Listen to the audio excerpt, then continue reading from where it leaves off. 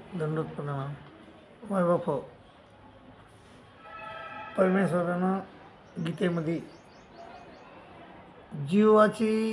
जीवाचं विवेचन केलेलं आहे, देवतेचं विवेचन केलेलं आहे, प्रपंचाचं विवेचन केलेलं आहे आणि परमेश्वराचं विवेचन केलेलं आहे. जीवाचं विवेचन करत असताना त्यांनी सांगितलं की हे सर्व जीव कुठं होते, आवेक्त दिनी भूतानी आणि व्यक्त मध्यानी भारत आवेक्त निधनानेव तत्र का परिदेवना.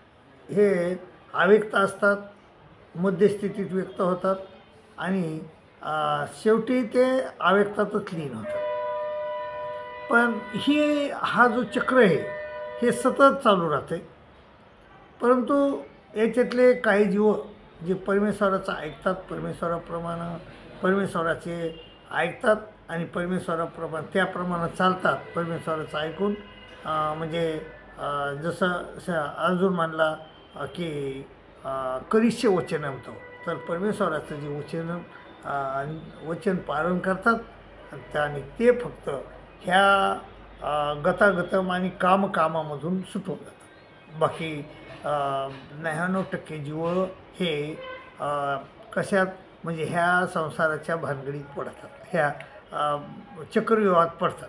तर हे चक्रव्यूह आहे आणि ह्या व्यूहामध्ये अडकलं माणूस की जोपर्यंत ते परमेश्वराचं ऐकत नाही, परमेश्वराचं करिष्य वचनम तो म्हणत नाही, तोपर्यंत जीव ह्या प्रपंचातच अडकलेला राहतो, अनेक सुखदुःखे भोगत राहतो.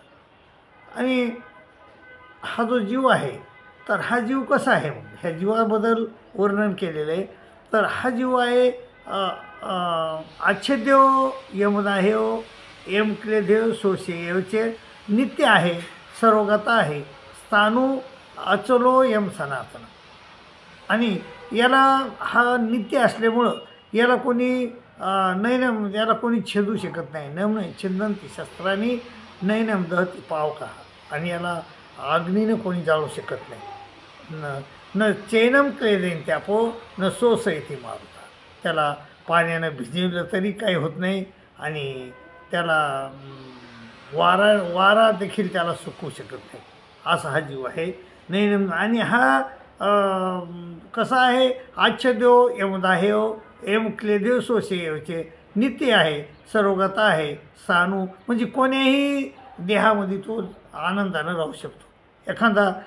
एखादी बारीक आमिबासारखा प्राणी असला तरी त्या आमिबामध्ये तो सुखानं राहू शकतो. एखादा हत्ती असला तर हत्तीच्या शरीरात देखील तर तो आनंदानं राहू शकतो. आणि मग याचे काय दोन विभाग आहेत, एक क्षर आणि अक्षर. द्वैमो पुरुष लोके क्षर साक्षर यायचे. क्षर म्हणजे काय, शरीर जे मिळालेलं आहे त्याला 184 शरीरं मिळतात जीवाला, आणि ते 184 शरीरं जे आहे ते क्षर आहे. द्वैमो पुरुष लोके क्षर साक्षर यायचे, क्षर आणि अक्षर. आणि मधात जो जीव आहे तो अक्षर आहे, कुटस्थ आहे. आणि वरचं जे शरीर आहे तर त्या शरीरामध्ये तो सुरक्षित आहे आणि त्या शरीर हे पण अक्षर नाही, क्षर आहे. आणि मधला जो आत्मा आहे तो क्षर आहे. असं याचं निवासस्थान म्हणजे 184 येवणे हे त्याचं निवासस्थान आहे, त्याच्यामध्ये राहतो तो. आणि कसं वासांशी जीर्णानी यथा विहाय नवानी गृह्णाती नरोपरानी तथा शरीराने विहाय जीर्णा नेण्यानी सवाती नवानी दी. जसं माणूस कपडे बदलतो त्याप्रमाणे हा जो आत्मा आहे, हा जो जीव आहे, हा नेहमी शरीर बदलत राहतो. हे पहिलं शरीर जीर्ण झालं की तो ते शरीर टाकून दुसरं शरीर धारण करतो. आणि हा मात्र आयक्तो यमचिंत्यो यविकारी यमुच्यते. तो कोणालाही न दिसणार आहे, दृष्टीगोचर नाही तो, आणि चिंतन करण्यासारखा नाही. आयक्तो यमचिंत्यो यविकारी आणि विकारी नाही, अविकारी आहे. यमचिंत्यो यविकारी यमुच्यते तस्मात् देवनित्य नानुसूचित मनसी. आणि अथ चैनम नित्यजातम नित्यम वा मन्यसे मृतम तथापि तो महाभाव नैनम सोचितुम रसी. असं आणि ह्या ज्या शरीर आहे तर शरीराला मरण निश्चित आहे, जीवाला मरण निश्चित नाही. जीव मरत नाही कधीच. तो जसे कपडे बदलते माणूस त्याप्रमाणे तो कपडे बदलतो, पण हा काही कधी त्याला मृत्यू नाही. पण शरीराला मात्र नेहमी नेहमी मृत्यू येत असतो. आणि हे जे मग अनेक शरीरं त्याला भेटत असतात. तर त्या शरीरापैकी सगळ्यात महत्त्वाचं शरीर म्हणजे मानवाचं शरीर आहे. ते मानवाचं शरीर म्हणजे एक काय आहे, देवता आणि जीव खाली नरक. देवता आणि नरक यामध्ये मधात उभा आहे.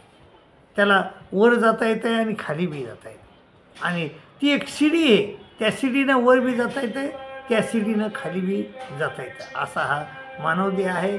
आणि ह्या मानवदेह हा अतिशय उत्कृष्ट. आणि ह्याच मानवदेहामध्येच आपण या देहाच्या साधने परमानंद पदवी घेणे एवढा अधिकार नारायणी कृपावलोकने दिला. असं संतांनं सांगितलं की ह्याच देहामध्ये आपण म्हणजे मानव देहामध्ये फक्त आपण परमेश्वराचं चिंतन करू शकतो. ह्याच गोविंदा माधवा याच या देहामध्ये आपण ह्या परमेश्वराचं चिंतन करू शकतो आणि परमेश्वराची प्राप्ती आपण करून घेऊ शकतो. आणि म्हणून आपल्याला हा देह मिळालेला आहे. तर ह्या देहाचं आपण काय केलं पाहिजे, हा देहाचं कल्याण करून घेतलं. या देहाच्या साधनानं आत्म्याचं कल्याण करून घेतलं पाहिजे. देह हे आपल्याला परमेश्वर प्राप्तीपर्यंत जाण्याचं साधन आहे. आणि हा जो जीव आहे तो साधक आहे. जीव हा साधक आहे, शरीर हे साधन आहे. आणि आपलं साध्य म्हणजे परमेश्वर प्राप्ती आहे. आणि त्या लक्ष्य 84च्या अवनेतून सुखदुःखातून सुटून जाऊन परमेश्वर प्राप्ती करून घेणे आपलं साध्य आहे. आणि ते साध्य फक्त याच देहाचे आणि साधने परमानंद पदवी घेणे ऐसा अधिकार नारायणे कृपावलोकने दिला. आणि गोविंदा माधव याच ह्याच देहामध्ये आपण गोविंद माधव म्हणू शकतो. ह्याच देहामध्ये आपल्याला परमेश्वरानं वाचा दिलेली आहे, स्वातंत्र्य दिलेलं आहे आणि बुद्धी दिलेली आहे. म्हणून त्या वाचेचा, स्वातंत्र्यतेचा आणि बुद्धीचा आपण उपयोग करून घ्यायला पाहिजे. आणि ह्या लक्ष्य 84च्या अवनेतून सुखदुःखातून सुटून गतागतम कामामधून सुटून आपण परमेश्वर प्राप्तीचा मार्ग चोखाळला पाहिजे. आणि परमेश्वर प्राप्ती याच देहामध्ये मिळू शकते. तर हाच देह ह्या देहामध्येच आपण परमेश्वर प्राप्ती करून घेतली पाहिजे असं श्रीकृष्ण महाराजांचं मत आहे. दंडवत प्रणाम, दंडवत प्रणाम.